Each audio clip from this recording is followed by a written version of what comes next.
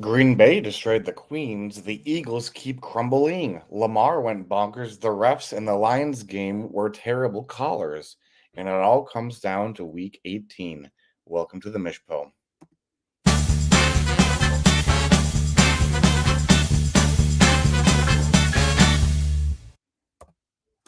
All right, everybody, welcome to the week 17 post championship in Sacko episode of the Mishpo. Before we jump into any of the matchups, I have a little update, I guess not little, quite substantial update for the Mishpo. Um, this is the last episode of the season. Obviously, there's no more matchups to be played, and it's also going to be the last episode for the foreseeable future. I have decided I'm not going to do it next year, or who knows when again. This year, I guess it's kind of been a couple years in the making. Just kind of when I started it 5 years ago, and I actually did some little calculations here. Um, I've been doing this is going to be the 90th episode of the Mishpo, which includes like those pre-draft videos, and a couple of other random videos thrown in there. So this is the 90th episode, and the total runtime of all the episodes, not obviously including this one, as I don't know how long it is just around 44 and a half hours. So that's the amount of time I've spent just in recording. Obviously, plenty of time before that in prep work. It has been a lot easier over the years, but when I started this, it was a little fun side project that I wanted to do. And just the last 2 or 3 years, to be honest, once I reached the end of the season, I'm like, oh gosh, I'm so glad to be done doing the episodes because it just kind of stopped being fun for me. And like I said, it was easier to just, pump out the episodes, but it was always kind of something, especially this season when it was just a lot of stuff. I'm like, man, I really just don't want to do it. And I over the years I've had a number of guests and everything. Started this season with T. Quinn and Lincoln as co-hosts, and that obviously kind of fell off. Wish could have kept doing that. Enjoyed having guests, but again, that just I don't know if you noticed the runtime for episodes when there is the guests, it's like an hour. When it's just me, it's like half an hour on a normal week. Lately it's been a bit shorter. But yeah, I just kind of stopped. You know, it seemed more of like a chore to me than something I actually wanted to do. So I kind of decided about a month ago that I was going to kind of call it a quits, or a retirement, if you will, after this season. And plus, there's a little one on the way. This is actually the room that she will be staying in. This will be her room. I would have moved my setup somewhere else had I continued, but I imagine I'll be a bit busier with other things at this time next year. So, yeah, this will be the last episode of the Mishpo. Again, I'm not completely ruling it out down the line, but I don't currently have any plans to do the show after this episode. So, um, it was, the first episode I believe was all the way back in 2018, maybe. I don't know. I put them all in a playlist actually just to help me count up how many episodes I've done because I didn't want to manually go through and count them all. That would have been a bit tedious, and I was afraid I was maybe going to miss one. But let's see if I can find the release date of the very first episode of the Mishpo. And these aren't in your perfect order, but it looks like the very first episode came out August 26th, 2019. So it's been like well, I guess it's 2024 now. Obviously, it's not August. We're 8 months away from August, but about 4 years, full years. And then a couple months after that. But yeah, I mean, there's a lot of different iterations throughout the show. Like I said, the guests obviously changed locations because we moved throughout their time. Had that one season where I just kind of popped around to different locations in the house just to kind of, make it a little bit more interesting for me to make it try to reinvigorate it. But obviously, it didn't quite work. And then, with the system I've got now, made it a lot easier. I used to spend like 3 hours editing the videos with all those different cuts, and that was a lot of fun back then because I was, really into doing it, but not so much anymore. Um, so there was that news one season I had like a little newsletter that accompanied the episode, and that could be something I could can do. Obviously writing a little Word document is not as time consuming as recording a 30-minute to an hour long video. So that's something I can do in the future. I had those polls that one year where I tracked everyone's win percentage predictions, the playoff bracket that one time. There's been a lot of different things that have popped up over the course of this show, and it was all fun.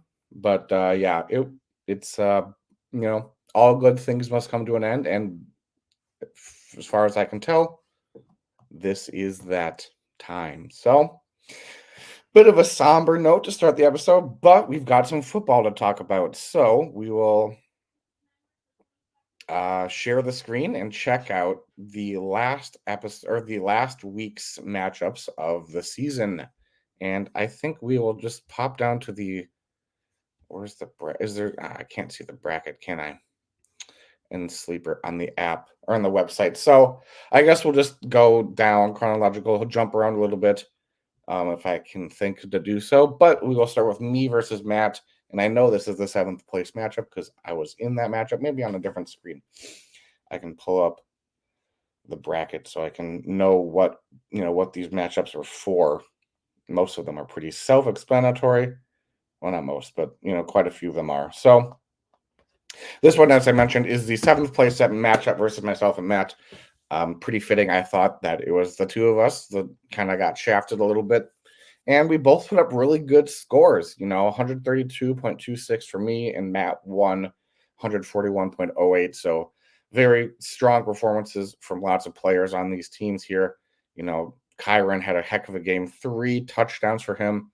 My receivers went off, DJ Moore, Zay Flowers, Jawan Johnson, my freaking last minute pickup, got me 23 points. So I was pretty sick. My other last minute pickup, Malik Heath, not so much. Should have picked up Bo Melton, but didn't see that happening. And then there were some all right performances on the bench. But yeah, Matt, heck of a matchup, heck of a season for you. First season for Matt. So he took 7th place, and so I took 8th place. We will move on to let's try to move on to how about we'll go next to the 11th place matchup, which is Caleb versus State Farm. Missed out on being in the Sacko Bowl, and so they played each other this week. Heck of a performance here from State here. We're gonna have to rectify some lineup rules. Mentioned that earlier, as he was trying to pick up guys like Tom Brady to play in his lineup, but still managed to play some guys that scored 0 points. I'm sure, obviously, purposefully, and also injured guys. So that will be a discussion for the offseason. But yeah, Caleb won here, in not surprising fashion if you would have been paying attention to this matchup, like I was not. So, not really much here to talk about. Caleb is the 11th place team, and State Farm got the 12th spot with a little bit of questionable maneuvers here with whole lot of zeros. Yeah, like he's got 27 points, 17 of that came from one guy, Elijah Moore, who I bet you he thought he wouldn't do as well as he did. But yeah, so that was the 11th place matchup. Next up is 9th place Sam versus Adam. I like I said, thought this would be the last place matchup while back, but they ended up facing each other, and it really wasn't all that close. And had this been Sacko, I would have been right I'm sure. Obviously the matchup happened, and obviously a couple changes could have been made to the lineup, but Adam got a very solid victory here. Good performances. Godwin finally had a good game despite only having 3 catches. That's a heck of a efficient scoring setup for him there. There were some other guys that had decent performances, but it was, I guess, for sure, for Sam, pretty low scoring. But for Adam, pretty solid points for him. All right, well, we'll move to we talked about 7th. And then, so we'll move to 3rd place. We will talk about 3rd place, which is Bruce versus Fiala. Bit lower scoring, probably, especially for both of these teams, what they're used to. Quarterbacks scored just about the same. These 2 running backs scored just about the same. And these 2 running backs scored just about the same. How about that? I anticipate we're going to start seeing some differences, though. Receivers for both folks here did not do very good at all. If I wager, the tight ends, Travis Kelce has really not been great lately, and then the waiver wire wonder Sam Laporta, pretty solid performance. He's going to be real good next year. What is he? I'm sure Bruce has anticipated this, but he will probably be a keeper for him if I had to guess. We'll see. Where can I see where he was? Okay. He was drafted in the 11th round by Brian. So that will be a 10th round keeper. Also, I didn't realize Sam Laporta looked like that. Not going to lie, kind of looks like a goober, but he's hecka talented. And I'm going to be a great tight end for years to come. Only 22. So he's going to be a solid tight end on, I presume, Bruce's team for a long time. Aaron Jones had a heck of a game. Happy about that. And yeah, some other solid performances, but again, like I said, pretty low scoring compared to what these guys are used to. So that is our 3rd place matchup, and Bruce has claimed 3rd place, winning himself a cool $30, which will move us. We'll go to the Sacko Bowl. Brian versus Colin. Colin, a former Sacko, and Brian, a not former Sacko. And this one, I think this may have been the closest matchup. I know our championship was pretty close. This is 7 points about difference. The championship was like 8-9 points different. So the 2 most important matchups are pretty close. So that's pretty exciting. But yeah, Lamar Jackson heckin' went off, but unfortunately for Colin, it was not enough. Austin Eckler really kind of doomed you at the end there. KJ Osborne put up a goose. So not great. DK had a decent game. Probably if a touchdown would have been in there, that would have been a heck of a really good game. But that's pretty solid for DK. Probably want a bit more, but D Hop pretty solid. On the other side, another Seattle receiver, Jackson Smith and Jigba, pretty solid matchup with the Houston Texans defense. That's pretty good. Locked down Jefferson, so that was pretty sick. Adams, though, did go off, and that's probably what did it for Brian here, getting the victory over Collins, which means Colin obviously now is our newest Sacko, so I can pass those reins to you, Colin. Glad to get that off my chest or shoulders or whatever it's on. And now he's our first ever 2-time Sacko, which will move us on to the championship game and easily the highest scoring matchup on the week. The 2 highest scoring teams, in fact, are both in this matchup. And if I'm looking at the math here, the 2nd and 3rd highest, or 3rd and 4th highest scoring matchups or teams was our little 7th place game. So, like I said, how good or bad is Matt and I? It'll be the everlasting question from this season, and maybe I'll go through each team and come with a little sentence on how each team season was. But this was a heck of a matchup. I think ultimately the downfall for T-Corn here, his big scorer guys, Jahmyr Gibbs did not do super well, but even more so, Christian McCaffrey only had 13.1 points, and for him, that is a pretty bad game. He did have some very solid performances from other guys. Tucker Kraft almost came in at the end for the victory here, but CeeDee Lamb went off, Breece Hall went off, Justin Fields had a real good game, but if you look over on Michael's side, he just had heck of a performance from a lot of guys. Two a bit underperforming, but Kenneth Walker pretty good. JT finally able to get back up to what he was. Amon Ra, Brandon Ayuk, both very good. David Njoku, heck of a tight end down the home stretch here. Two a bit underperforming, but James Conner, heck of a performance from here.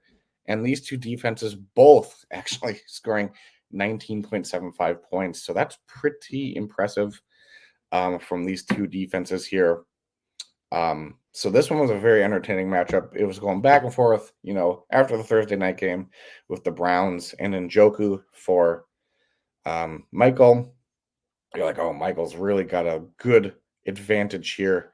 And then Saturday came, and Amon-Ra and CeeDee Lamb went off. And, it kind of was maybe swinging back towards T-Corn because he, got that 40 burger almost from CeeDee Lamb. And then all throughout Sunday, it was just kind of going back and forth. Obviously, and Jahmyr Gibbs was in that game against, obviously, Dallas, which I personally think the Lions should have won that. Definitely was a good 2-pointer there. But that's not really important at the moment. But yeah, Jahmyr Gibbs a bit underperforming. I think Montgomery had himself a good game in that matchup. Maybe had a touchdown. So, if Jahmyr Gibbs falls into the end zone at all during that game, he comes away with the victory maybe for T-Corn. But like I said, very close matchup here. Michael got the victory, 171.33, 163.27 for T-Corn. So very interesting and exciting end to what was a very interesting and exciting season. So congrats, Michael, on, you could argue, reclaiming the Bork. As we all know, Michael is the originator of that name in some ways. And so congrats, Michael. She's back. So that were all the matchups. Like I said just a second ago, I can see if I can. Well, I guess let's just go from. We'll stop sharing here. Don't really have anything to share. We will quickly. I'll just. Jesus. Lillian. Enough. Hey, stop it. Anyway, I'll just go through last place to first place and just kind of. And it's just off the top of my head. Didn't actually plan this too much. And just kind of give a little bit of thoughts on each team. So we'll start with our last place team, Colin. Started off pretty solid from what I remember. Kind of was in the middle of the pack in the playoffs 1 week, out of the playoffs the next. Ultimately, obviously, ended up missing the playoffs. Not quite sure what seeding he was. Maybe we can I can pull up the standings here. So Colin finished the season as the number 9 seed, so just barely missed the playoffs, but then had a rough go at it when he reached the toilet bowl. So unfortunate for Colin, but he's been through the ringer before, and I've already been brainstorming outfits for him to wear for that 5K. If y'all remember, that's the punishment for this year: 5K with a league chosen outfit. I've got a couple ideas, so we can chat about that, over the next few months, and then have Colin sign up at some point, probably during the summer, especially if, my outfit idea wins. He'd probably definitely want the summer. So Brian obviously was second to last, 13th place for him. Kind of similar to Colin, except for I believe, he started off really hot. Very solid start to the season. Obviously, at the time, had Sam Laporta. Dropped him at some point. Probably maybe one of the worst moves of the entire season. I think if Brian, well, I guess he didn't lose, so he's ultimately fine. But, he could have finished a little bit better had he not dropped Sam Laporta. He was the number 1 tight end by the end of the season. So Brian started off real good and eventually kind of, not so much. A couple guys did not quite perform as well. Devontae had his ups and downs. A couple other guys as well. Jefferson, obviously, his injury was not ideal. So that was Brian. And then we will go to our 12th place team, which of course is State Farm. Again, a lot of the teams were really in the mix for a long time, and it was really just the last couple that kind of doomed them. So State was kind of right in there, I believe he started off pretty hot and then eventually fell and ended up in the non-playoffs. Um, I think he just barely missed it as well. So we'll just quickly pull up what he was. 13th seed. So I guess he really kind of fell off at the end. So that is State Farm at 12. And then, of course, number 11 is Caleb. Again, a lot of these guys started off, and gals started off pretty solid. I think he was kind of up there in the middle of the pack. Obviously, eventually ended up missing the playoffs. I don't believe he was that far off, if I remember correctly. Number 10 seed. And just for reference, like Abby, who made the playoffs, had just one more win than him. Couple, 100 more so points than him, but, he was right there in the mix. So that was, of course, Caleb at number 11. Number 10 would be, of course, Sam, actually. He just I feel like he never really got going this season. He drafted JT, and obviously he didn't play for a while. And then once he did start playing, he didn't really get up to full speed before it was too late, and he had traded him away. So yeah, I mean, kind of near the bottom for a lot of it, but did have a couple spike weeks, including probably the week that knocked him out of the toilet bowl. 109 points against Brian, actually. So he ended up making it all the way to the end. And so, I mean, Sam, bit inconsistent, obviously, some really down weeks. But, he's just going to be better for it. So that's Sam at number 10. Number 9, of course, would be the other person that was in that matchup, which, of course, is Adam. Started off real good, had Raheem Mostert, the number 1 running back, for quite a while. But then he got hurt maybe a few times. I don't remember. But whatever the case, just his team was not pulling it off. I think he probably had a pretty good point total. He ended up the regular season finishing 8th, and he did have a decent amount of points. So again, he was just right outside the playoff break of whatever team. So started off real hot, really fell off at the end. I believe he ended with a win. I'm not sure if that counts. I think that's just regular season. So finished the regular season for fantasy with a win, but I think he had like a 5-game losing streak in there.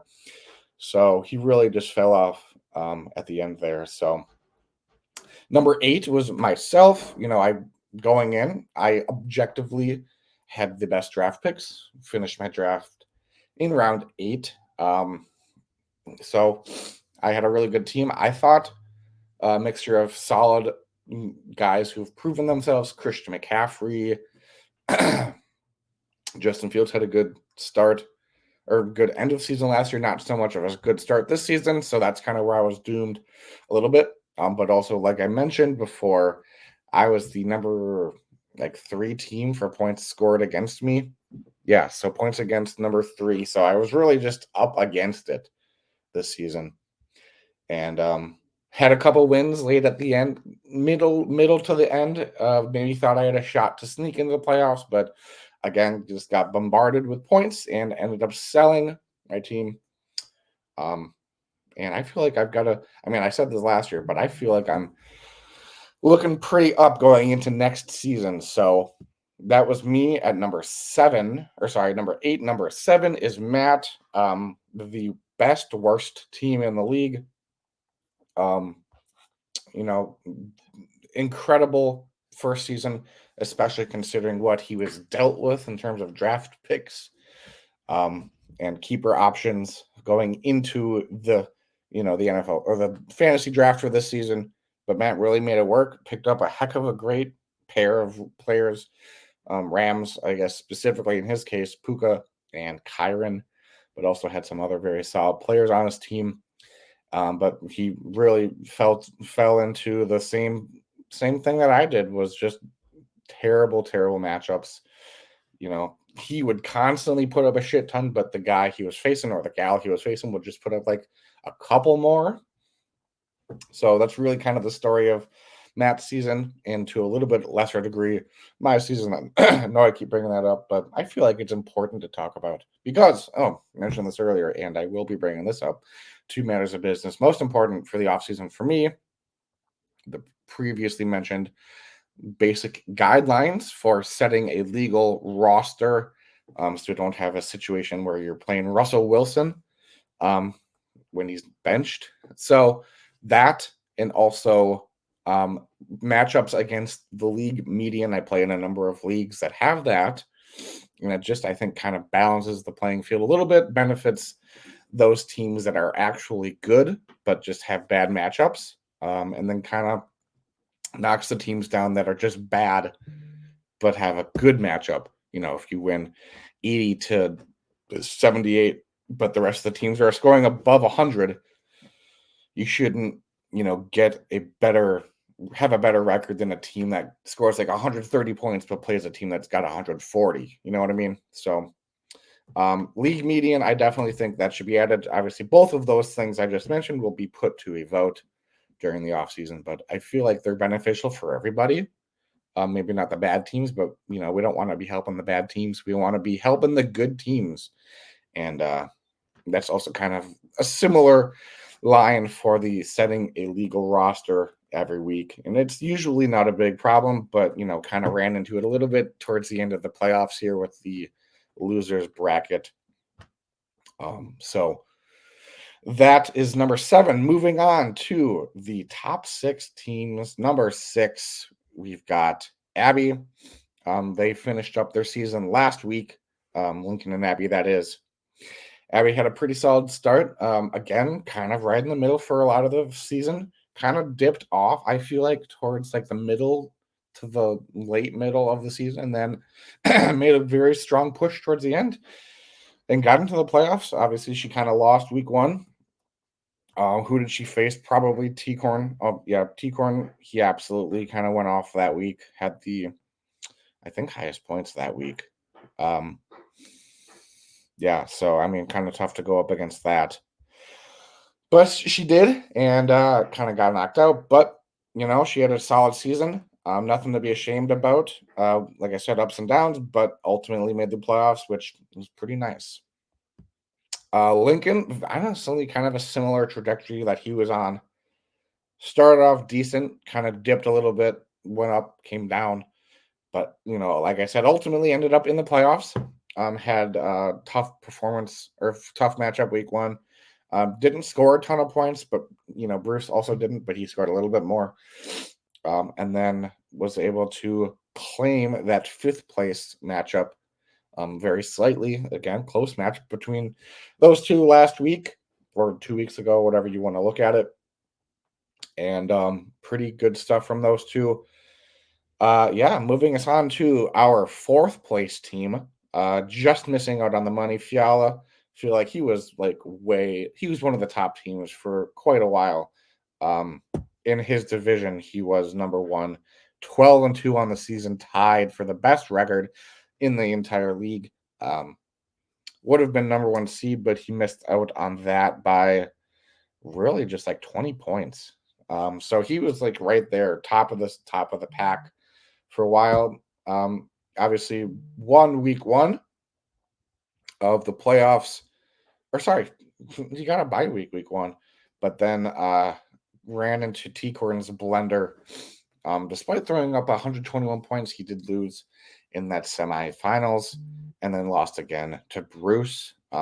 Bit lower scoring for him that week, but 4th place is nothing to be ashamed of.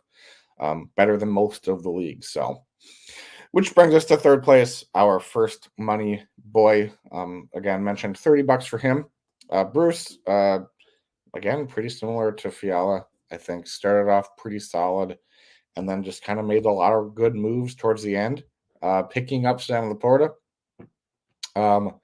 Was the number 4 seed going into the playoffs. So, kind of beat his odds at the end there. And not for nothing, I was in the number 12 team going into the playoffs, and I finished 8. Matt was 11 and finished 7. So we both were probably the most improved coming into the playoffs. So, but yeah, it's not about us. It's about Bruce right now. Bruce had a good season. Obviously, he has won before, was looking to make it 2 times. The first or the second ever 2-time champ, obviously state, but that fell a little bit short. Had a heck of a semifinals, almost 130 points, but Michael put up almost 150, and that's rough. But had a good season, and that'll bring us to our second place team at T-Corn. You know, kind of was gushing about him for quite a while towards the end there because he had 3 of the guys that I had on my team that I thought were really good, especially Christian McCaffrey.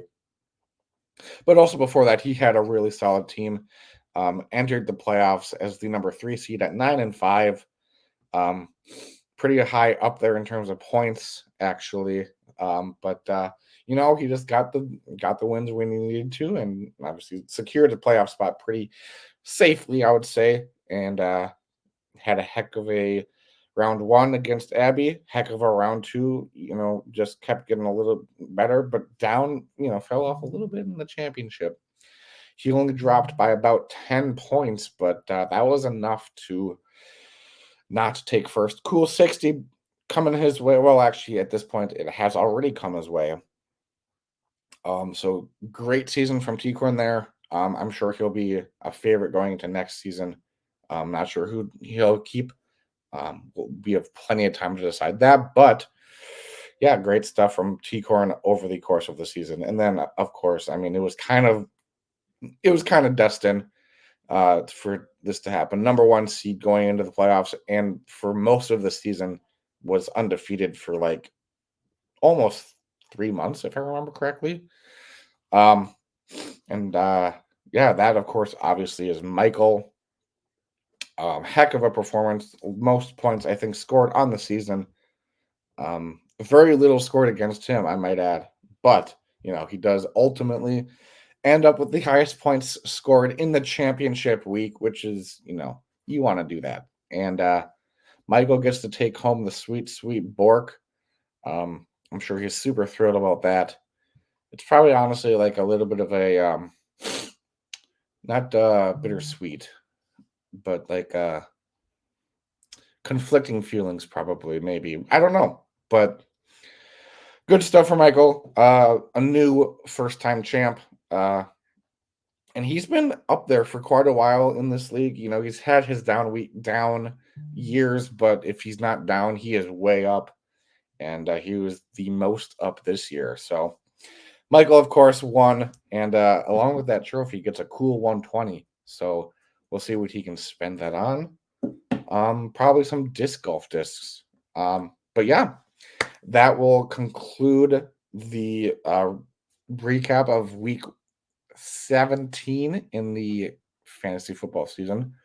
And like I mentioned up top, that will conclude the Mishpo for, you know, most likely. So I just want to, you know, it was a fun ride, heck of a time doing these videos for the most part over the last 4 or so years. Like I said, I definitely am still open to doing a little newsletter blurb type thing if people want that. I don't have to if people don't want it, but I can do that. Maybe I can bring back some of those polls that we did a few years ago. But we'll see. No promises, but what I do promise is that next year is going to be even better, and I will win my first championship. I promise you that. May have to do, if I do win the championship, I may have to do a special exception for an episode and just come back on here and talk about it for a little bit, and just kind of talk about where it all went right for me. If that does happen, obviously that's kind of a big if, but I feel pretty good set up for next year. 2 first round picks, pretty exciting. So with that, thank you and thank you.